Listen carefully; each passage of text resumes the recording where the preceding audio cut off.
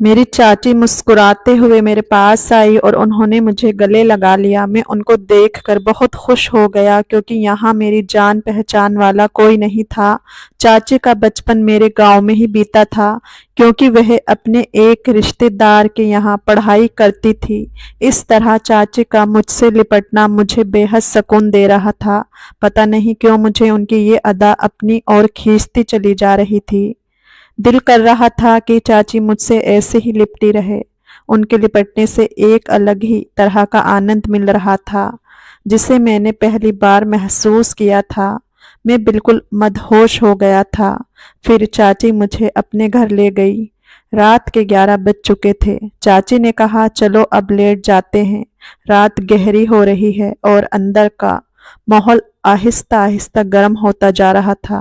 फिर चाची मेरे बिल्कुल करीब आ गई, या यूं कहें कि मुझसे चिपक गई। मैं बिहार के छोटे से गांव का रहने वाला हूं और मेरी उम्र 21 साल है। ये कहानी मेरी जिंदगी की एक सच्ची घटना है। मैं अपने रिश्तेदार की शादी में उनके गांव गया हुआ था। वैसे तो मैं शादी में नहीं जाना चाहता था, मगर मम्मी पापा ने मुझे जबरदस्ती भेज दिया। उसी गांव में मेरी एक दूर के रिश्तेदार की चाची का घर भी था। उसका नाम सीमा था और उसकी शादी को करीब 8 साल हो गए थे, लेकिन अभी तक उनकी कोई औलाद नहीं थी। चाची भी उसी की शादी में आई थी। मैंने उन्हें दूर से देख लिया था, लेकिन चाची ने मुझे नहीं देखा था। उनका बचपन हमारे गांव में ही बीता था क्योंकि वह हमारे गांव के स्कूल में ही 10वीं तक पढ़ी थी। मुझे वह बचपन से ही अच्छी लगती थी क्योंकि वह मेरा बहुत ध्यान रखती थी। मैं चाची को करीब 8 साल के बाद देख रहा था। अपनी शादी के कुछ दिन पहले वह हमारे गांव में आई थी, लेकिन इस बार तो मैं चाची को देखता ही रह गया। वह किसी हीरोइन से कम नहीं लग रही थी। मैं उनकी खूबसूरती को शब्दों में बयां नहीं कर सकता। सच कहूं तो मुझे चाची से भी जलन होने लगी थी। उस दिन मैंने पहली बार औरतों के लिए कुछ महसूस किया था। मैं थोड़ा गुमसुम टाइप का हूँ और जल्दी किसी से घुलता मिलता नहीं हूँ, लड़कियों से तो बिल्कुल भी नहीं। लेकिन उस दिन चाची की खूबसूरती मेरा मिजाज बदल कर रख दिया था। मैं उनकी बाहों में जाने के सपने देखने लगा। पता नहीं क्यों मेरे दिल में इस तरह के विचार आ रहे थे। मैंने अपने दिल को समझाने की बहुत कोशिश की, मगर दिल तो मानने को तैयार नहीं था। वह जहां भी जाती मैं उनको छुप छुप कर देखता रहता। उस दिन मैंने पहली बार अपने दिल को इतना मजबूर होते हुए देखा था। कुछ ही घंटों में मैं एक अच्छे भले आदमी से पागल दीवाना बन गया था। जनवरी का महीना था तो ठंड भी कुछ ज्यादा ही पड़ती जा रही थी।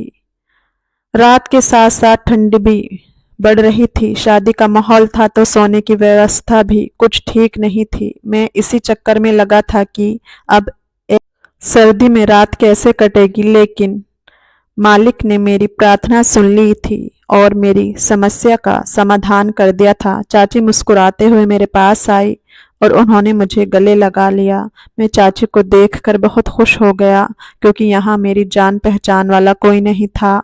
चाची का बचपन मेरे ही गांव में बीता था क्योंकि वह अपने एक रिश्तेदार के यहाँ पढ़ाई करती थी। इस तरह चाची का मुझसे लिपटना मुझे बेहद सुकून दे रहा था। पता नहीं क्यों मुझे उनकी ये अदा अपनी ओर खींचती जा रही थी। दिल कर रहा था कि चाची मुझसे ऐसे ही लिपटी रहे। उनके लिपटने से एक अलग ही तरह का आनंद मिल रहा था जिसे मैंने पहली बार महसूस किया था।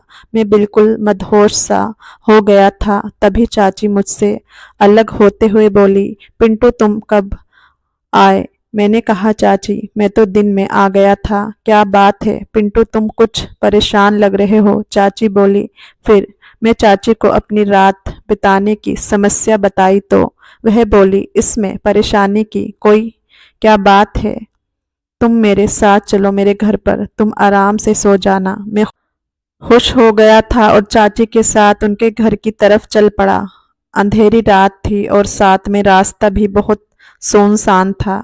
चाची ने कहा, पिंटू मुझे अपना हाथ दे दो, अंधेरे में तुम्हें रास्ते का पता नहीं चलेगा। मैं अपना हाथ चाची की तरफ बढ़ा दिया। अपने हाथ में उनका कोमल हाथ पकड़कर मुझे बहुत अच्छा फील हो रहा था। आहिस्ता आहिस्ता हम दोनों एक दूसरे का हाथ पकड़कर उनके घर की तरफ बढ़ने लगे। उसी रास्ते से कुछ और लोग भी अपने गांव की तरफ जा रहे थे। हमसे आगे कुछ ही दूरी पर तीन औरतें भी जा रही थी। वह औरतें तीनों चाची के बारे में बातें कर रही थी। उनमें से एक ने कहा, मोना कल तुम्हारी बेटी की सगाई है तो सीमा को मत बुलाना, नहीं तो अब शगुन हो जाएगा। ऐसे शुभ मौके पर बांझ का साया भी नहीं पड़ना चाहिए। एक ने तो यहाँ तक कह दिया कि विनय को तो इसे तलाक दे देना चाहिए और दूसरी शादी करके अपना घर बसाना चाहिए। अंधेरी रात होने के कारण उन्हें इस बात का अभ्यास नहीं था कि हम भी उनके पीछे पीछे हैं, इसलिए वह इस तरह की बातें कर रही थी। उनकी बातें सुनकर चाची ने मेरे हाथ को जोर से दबा दिया, जैसे कि वह किसी असलियत को बड़ी मुश्किल से बर्दाश्त कर रही हो। मुझे भी ये सुनकर बहुत दुख हुआ कि चाची कितना कुछ बर्दाश्त कर रही है। थोड़ी ही देर में चाची फूट फूट कर रोने लगी। उन्हें बहुत ज़्यादा दुख पहुंचा था। फिर मैंने उनको रोकने के लिए कहा और वह रुक भी गई। मैं उनके दोनों बाजुओं को पकड़कर बोला, चाची आपको इन लोगों की बातों पर ध्यान नहीं देना चाहिए। जब आप जानती हैं कि इसमें आपका कोई दोष नहीं है तो आपको दुखी नहीं होना चाहिए। आप बहुत अच्छी हैं, देखना एक दिन सब कुछ ठीक हो जाएगा। मेरा इतना कहते ही वो रोते हुए मुझसे लिपट गई और कहने लगी कि महेश, ये आज की बात नहीं, ये तो मेरे साथ होता ही रहता है। मेरा अब जीने का बिल्कुल भी दिल नहीं करता। मैं फिर उनको अपने से अलग किया और उनके हाथों पर अपनी उंगली रखते हुए कहा, चाची इस तरह की बात नहीं करते। मैंने उनको कई बार समझाया। कुछ देर के बाद वह शांत हो गई। करीब आधा घंटा चलने के बाद आखिरकार हम घर पहुंच गए थे। मैं अंदर गया तो देखा कि चाचा घर पर नहीं थे। मैंने चाची से चाचा के बारे में पूछा तो चाची बोली, तुम्हारे चाचा किसी काम से अमृतसर गए हुए हैं और 2-3 दिन में आएंगे। खाना तो हम शादी में खा ही चुके थे। तो चाची ने जाते ही दोनों का बिस्तर बिछा दिया। ठंड बहुत थी तो हम दोनों अपनी अपनी चरपाई पर रजाई में घुसकर आपस में बात करने लगे थे। थोड़ी देर इधर उधर की बात करते करते मैंने अचानक ही उनसे पूछ लिया, चाची शादी के इतने साल बाद पर आपको अभी तक बच्चा क्यों नहीं हुआ? मेरी बात सुनकर चाची काफी उदास हो गई और रुहासी होकर बोली, क्या बताऊं महेश, तुम्हारे चाचा के अंदर ही शायद कोई कमी है। उन्होंने ये बात तो मुझे आज तक नहीं बताई।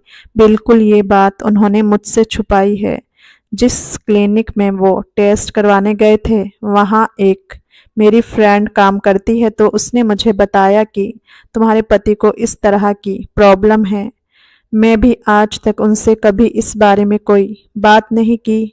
हाँ, एक बात ज़रूर है कि वह साधु महात्माओं पर ज़्यादा विश्वास करते हैं और उन पर बहुत ज़्यादा भरोसा करते हैं और उन पर पैसे भी बहुत ज़्यादा लुटाते रहते हैं।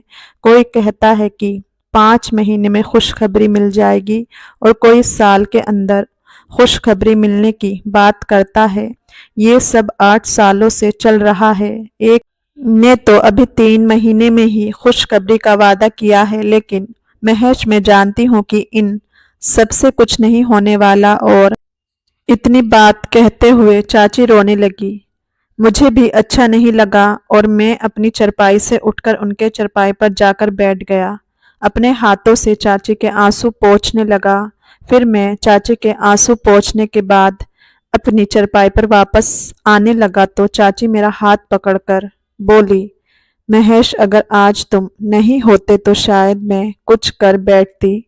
तुम बहुत अच्छे हो महेश, तुमने आज मुझे बचा लिया। फिर उन्होंने मेरा हाथ अपने हाथों में ले लिया और कहने लगी, बहुत कम ही मर्द ऐसे होते हैं जो औरतों के दर्द को और उनकी भावनाओं को समझ पाते हैं। तुम ही एक हो महेश। मुझे ये सुनकर अच्छा लग रहा था। बात करते हुए चाची मेरे हाथ को दबाए जा रही थी। मैं उनके बारे में तो कुछ नहीं कह सकता था, मगर मेरे दिल के अंदर एक तूफान उठ रहा था। मेरा भी दिल कर रहा था कि मैं भी उनको छूऊं, मगर मेरा ज़मीर मुझे इसकी इजाज़त नहीं दे रहा था। फिर उन्होंने कहा, जो भी लड़की तुमसे शादी करेगी वह बहुत खुश नसीब होगी, क्योंकि तुम औरतों की इज्जत करते हो और उनकी भावनाओं को भी अच्छे से समझते हो। वह अपनी ही बातों में मशगूल थी, लेकिन अचानक ही उनका ध्यान मेरी तरफ गया। उन्होंने देखा कि इस सर्द रात में मैं बिना कुछ ओढ़े ही बैठा हूँ। फिर उन्होंने कहा, महेश रज़ाई के अंदर आ जाओ, ठंड बहुत है। ये सुनने के बाद मेरे दिल की धड़कन तेज होने लगी। मैं समझ नहीं पा रहा था कि ये सब क्या हो रहा है और क्यों हो रहा है। अब हम दोनों रज़ाई के अंदर एक साथ थे। उन्होंने कहा, सॉरी महेश, मैं तो अपना ही दुखड़ा रोए जा रही हूँ। तुम बताओ कुछ अपने बारे में, कैसी चल रही है तुम्हारी जिंदगी? चाची बस जॉब की तलाश में ही गुजर रही है, मगर जॉब है कि मिलती ही नहीं। कोई बात नहीं महेश, अभी तो तुम्हारे पास लंबी जिंदगी पड़ी है, जॉब मिल जाएगी। चाची मेरे बिल्कुल करीब आ गई, या यूं कहें कि मुझसे चिपक गई। महेश, तुम्हारे मन में कभी ऐसा विचार नहीं आया कि तुम्हारी भी एक गर्लफ्रेंड होनी चाहिए?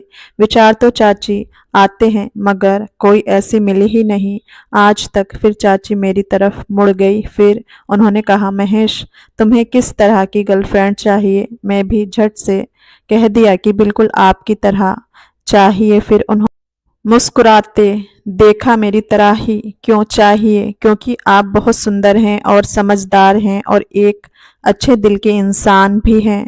तुम झूठ बोल रहे हो, चाची ने कहा। चाची, मैं झूठ क्यों कहूँगा? काश आप मेरी नज़रों से देख पाए। फिर उन्होंने एक ऐसा सवाल पूछा जिससे मेरा दिमाग एकदम चकरा गया। उन्होंने पूछा कि क्या मैं तुम्हें अच्छी लगती हूँ? मैंने कहा, अच्छी नहीं चाची, बहुत अच्छी लगती हैं। अब मुझे थोड़ा थोड़ा यकीन हो रहा था।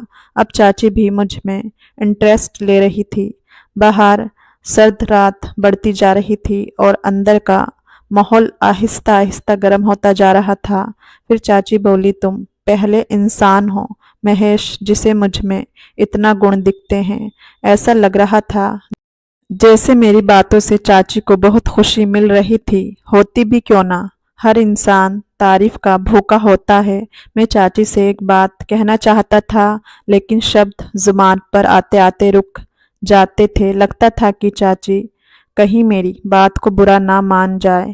पता नहीं क्यों मैं चाची को हमेशा खुश देखना और उनके हर गम मिटाना चाहता था। फिर मैंने हिम्मत करके चाची से बोल ही दिया, चाची मैं एक बात कहना चाहता हूँ, आप बुरा तो नहीं मानोगी? महेश, तुम कुछ भी कह सकते हो, मैं तुम्हारी किसी भी बात का बुरा नहीं मानूंगी। चाची, मैं आपको औलाद का सुख देना चाहता हूँ। ये बात सुनते ही चाची एकदम खामोश हो गई और मुझे भी कुछ घबराहट हुई। कुछ देर बाद खामोशी को तोड़ते हुए मैंने कहा, चाची मुझे माफ़ कर दो, शायद मैंने गलत कह दिया है। नहीं नहीं महेश, तुम कुछ भी गलत नहीं कह रहे हो। तुम तो अपना समझकर ही मुझसे ये बात कर रहे हो।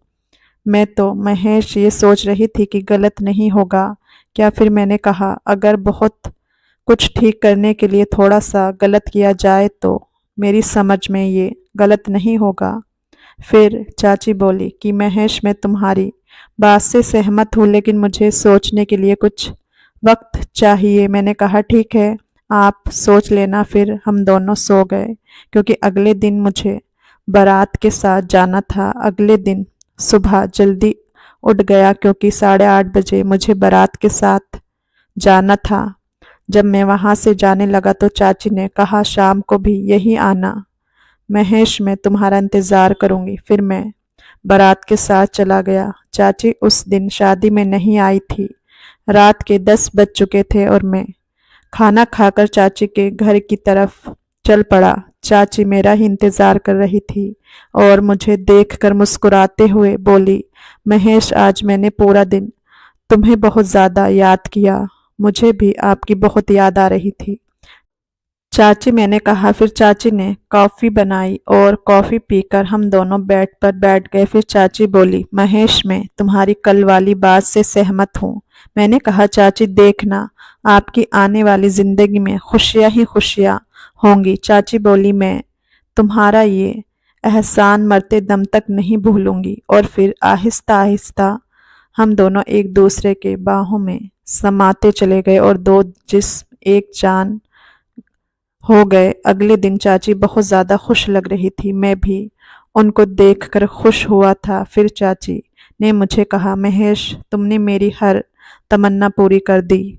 इसके लिए थैंक्स कहने की कोई ज़रूरत नहीं है। मैं तो बस आपकी खुशी चाहता हूँ और मालिक से यही दुआ करूँगा कि आप हमेशा खुश रहें।